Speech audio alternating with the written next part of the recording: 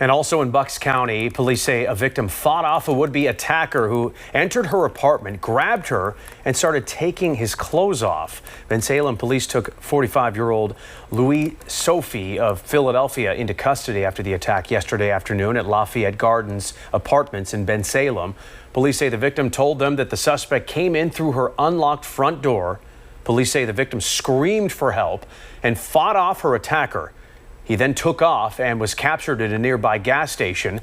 Police also say Sophie is a registered sex offender in Florida. Today marks a major break in one of Philadelphia's most notorious cold cases, our area here. Today, the Bucks County District Attorney announcing a suspect in the killing of 9-year-old Carol Ann Doherty inside a Bristol church back in October of 1962. Her murder left a black mark on a tight-knit community for decades as it went unsolved. So many years, and until now it was unsolved. R. Kelly Rule explains how investigators finally zeroed in on their suspect. This finding finally brings closure and a truth to a wound that never healed. For Carol Ann Doherty's only surviving immediate family member, her younger sister Kay, closure after more than 63 years. My family finally has the truth that we have sought for 6 decades. Today, the Bucks County District Attorney identified William Schrader, who died in 2002, as the man responsible for raping and killing 9-year-old Carol Ann Doherty inside St. Mark's Church in Bristol back on October 22nd, 1962. He lived about a block and a half from the church.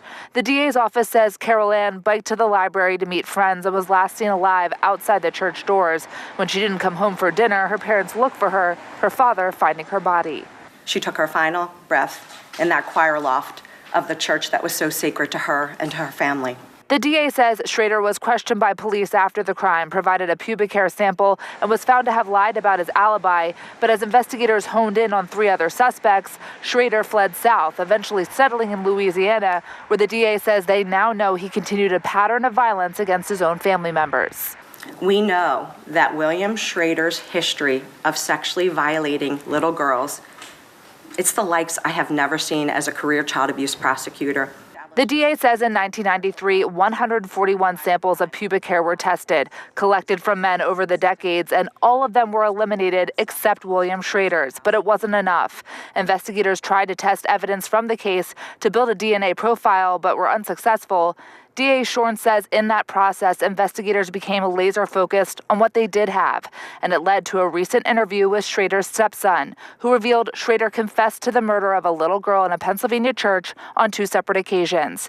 They presented their decades-long investigation to a grand jury who formally found Schrader committed the crimes. The work that was done to keep this alive was nothing short of remarkable. It was the shroud of the town.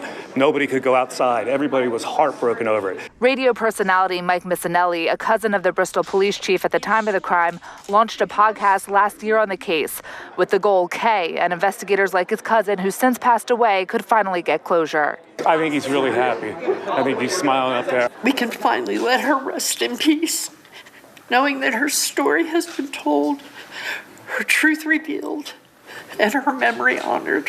The DA said today the grand jury investigation also reviewed and eliminated those initial prominent suspects, which included a reverend at the church at the time. Reporting in Doylestown, I'm Kelly Rule, Fox 29 News.